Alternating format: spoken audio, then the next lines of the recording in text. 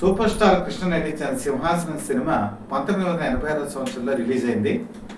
అన్ని చోట్ల దిగ్విజయంగా ఆడుతోంది. ఇందులో రాజనైతిక క్యారెక్టర్లో రాధ నటించారు. ఒక సినిమా షూటింగ్ జరుగుతోంది. మెగాస్టార్ చిరంజీవి అడిగారు రాధని, ఈ సినిమాను చూశాను, ఇందులో నువ్వు రాజనైతికగా నటించావు, ఏమాత్రం ప్రాముఖ్యత లేని క్యారెక్టర్ ఎందుకు చేశావు అని అడిగారు. చేస్తే రాధ చెప్పిన సమాధానం ఏంటంటే, సూపర్ స్టార్ కృష్ణ నాకు గాడ్ ఫాదర్ కాబట్టి ఆయన మీద అభిమానంతో ఈ సినిమా చేశాను. నేను అడిగితే రాజనైతిక ఏంటి, బిచ్చగత్తె వేషం వేయమన్నా కూడా వేస్తానని చెప్పి సమాధానం చెప్పడంతో చిరంజీవి ఆశ్చర్యపోయారు. రాధకి సూపర్ స్టార్ కృష్ణ మీద ఉంటే అభిమానం.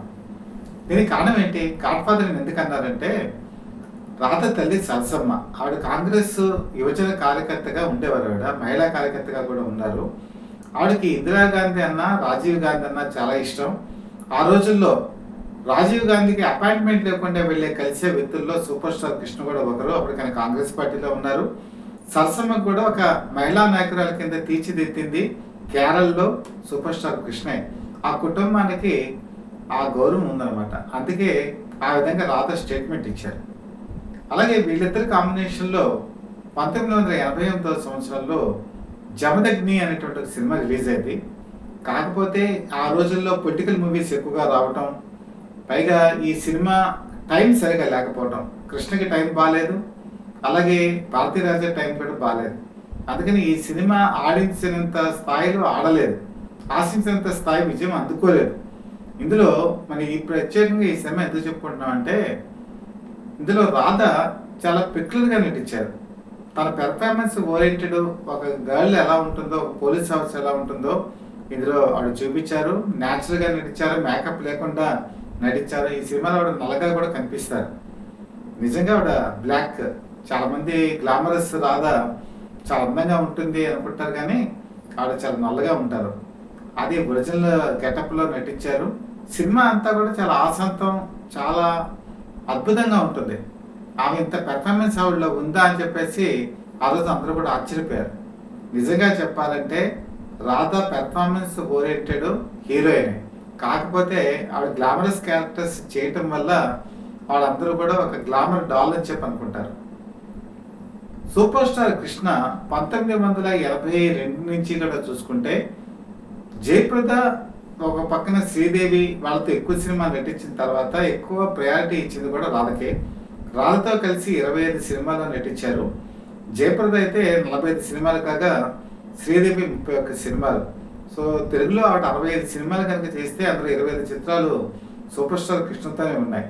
అలాగే కృష్ణకి అంబిక, రాధ ఇద్దరు కలిసి నటించినటువంటి దొంగల బాబాయ్ దొంగలు, ఈ సినిమా కూడా ఆ రోజుల్లో ఒక సెన్సేషన్ హిట్.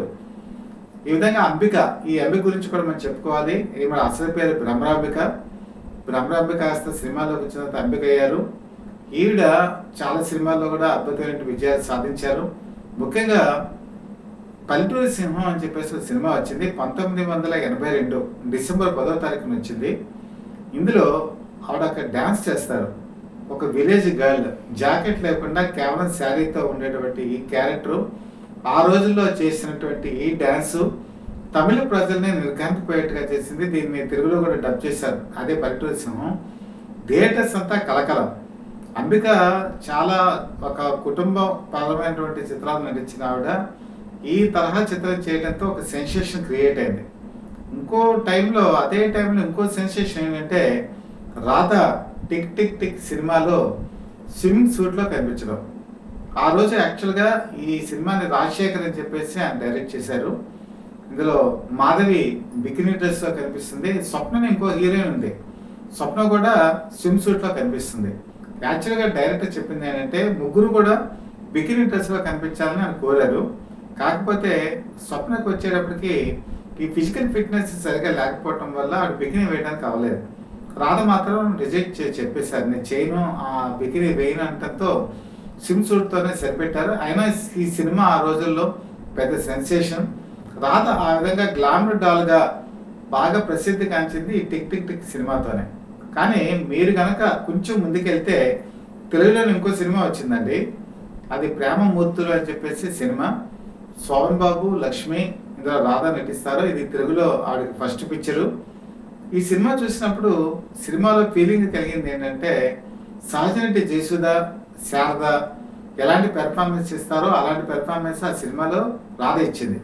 ఒక బిడ్డకి తల్లిగా ఆ బిడ్డని కోల్పోయినప్పుడు ఆవిడ కన్నీళ్లు, అలాగే లక్ష్మి పెట్టేటువంటి టార్చరు, భర్తకు ఉద్యోగాలు పోవటం, ఇవన్నీ కూడా ఈ సినిమాలో ఒక మంచి కథ.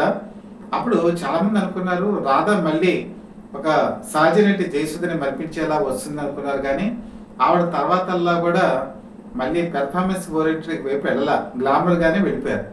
కానీ 1986 సంవత్సరంలో మళ్ళీ ఒక బ్రేక్ అనేది వచ్చింది. అదేంటంటే భారతీరాజా డైరెక్షన్లో ఆత్మ బంధువు అనేటువంటి ఒక సినిమా వచ్చింది.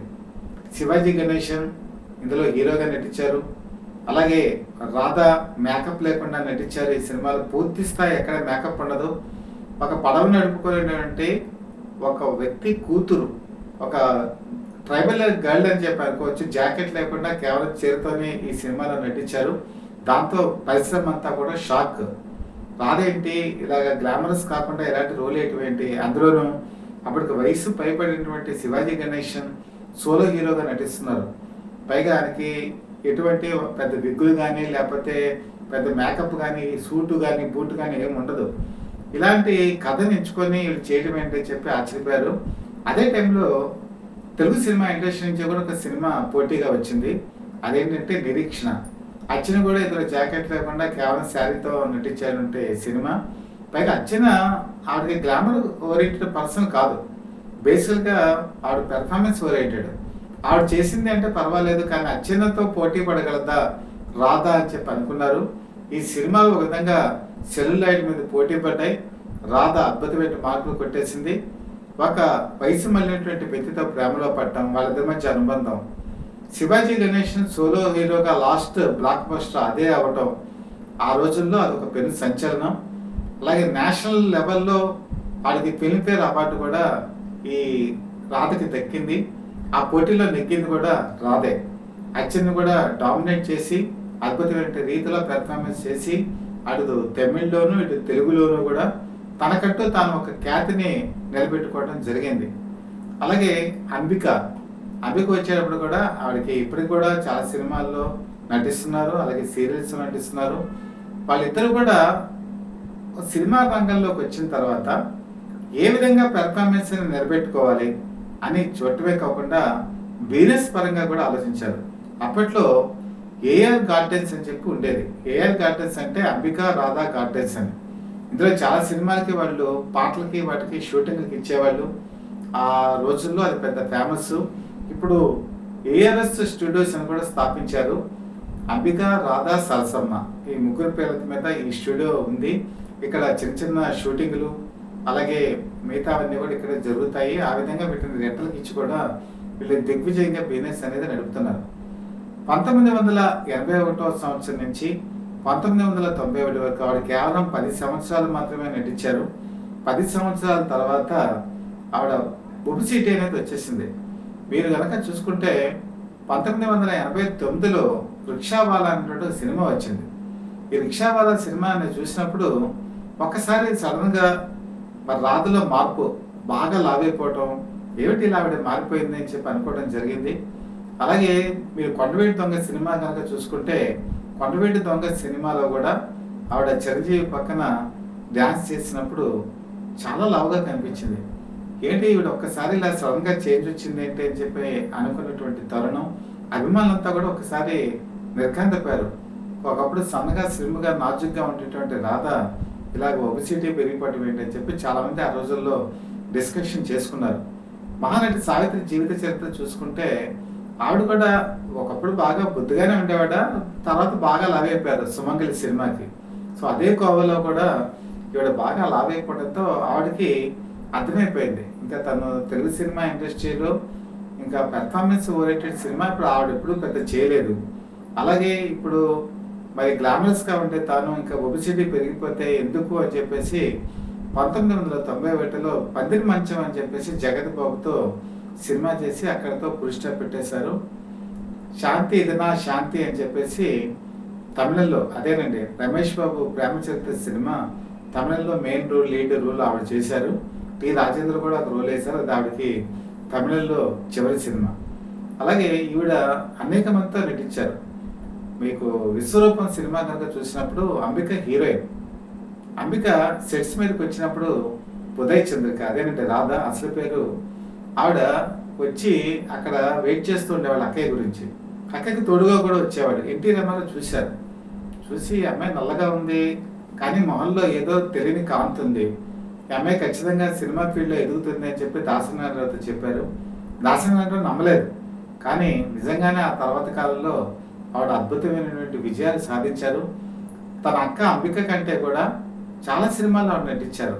ఆవిడ మిస్టర్ విజయ్ అనేటువంటి సాంబభక్త సినిమా తర్వాత 21 తెలుగు సినిమాల్లో బుక్ అవ్వటం ఆ రోజుల్లో ఒక రికార్డుగా మనం చెప్పుకోవచ్చు. అలాగే ముఖ్యంగా ఈవిడ పెర్ఫార్మెన్స్ గురించి ఇంకొక మాట కూడా చెప్పాలి. భారతీ రాజా యాక్చువల్గా ఈవిడలోని టాలెంట్ని బయటకు తీసుకొచ్చాడని మనం చెప్పాలి. ఖైదీ వేట అని చెప్పేసి ఒక సినిమా ఉంది. ఈ ఖైదీ వేట సినిమాలో ఆవిడ రోల్ మహా అయితే ఒక 10 to 15 మినిట్స్ ఉంటుంది అంతే, ఒక పాట తప్పిస్తే. ఈ పాట తర్వాత విలన్ పొలిటీషియన్ చేతిలో రేపుకు గురయ్యేటువంటి సన్నివేశం ఉంటుంది.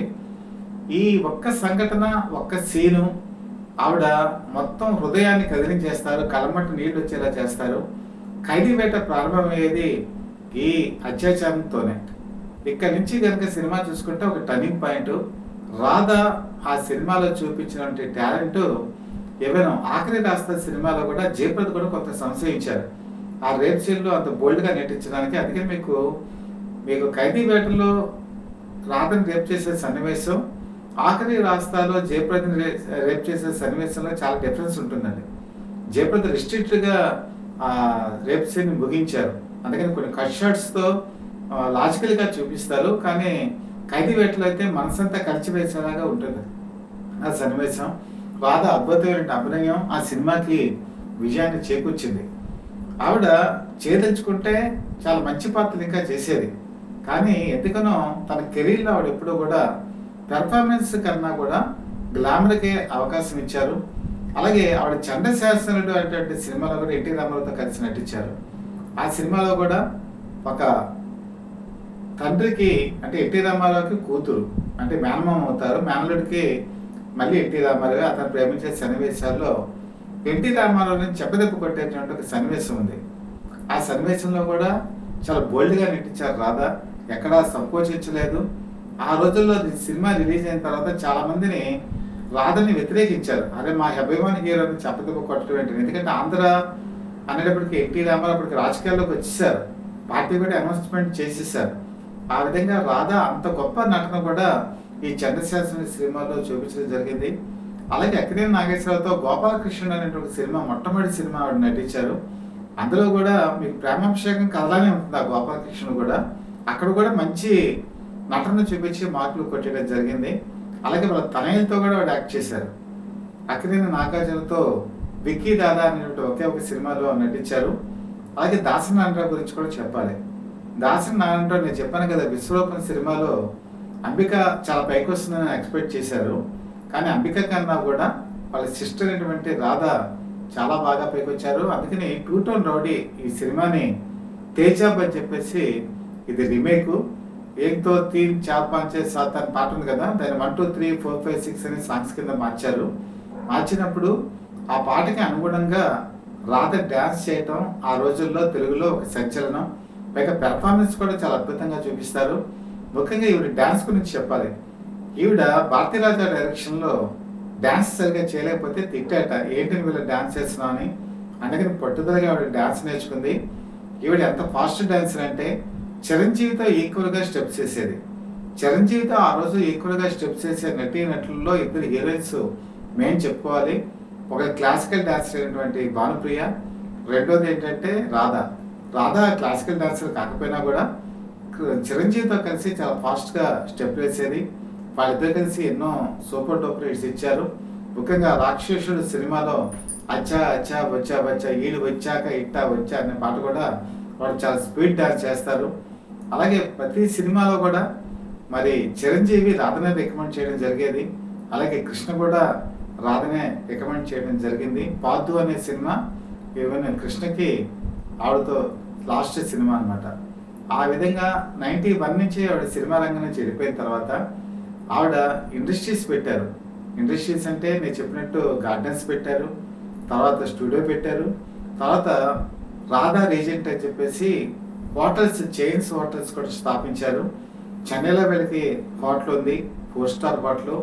అలాగే మీకు బెంగళూరులో 3 స్టార్ హోటల్ ఉంది, బాంబేలో కూడా వీళ్ళకి 5 స్టార్ హోటల్ ఉంది.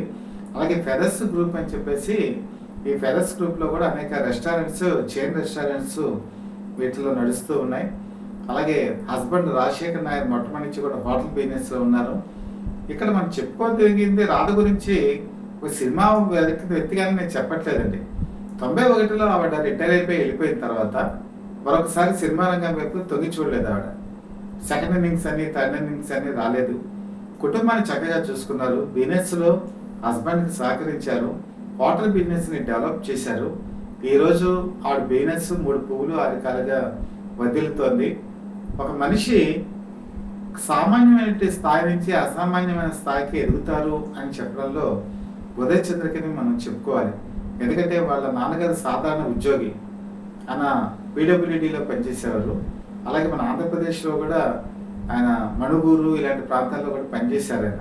అందుకని వాళ్ళకి తెలుగు కూడా వచ్చు, అందుకే లాంగ్వేజ్ మీద పట్టుంది. బేసికల్గా కేరళ నుంచి వచ్చారు వీళ్ళు.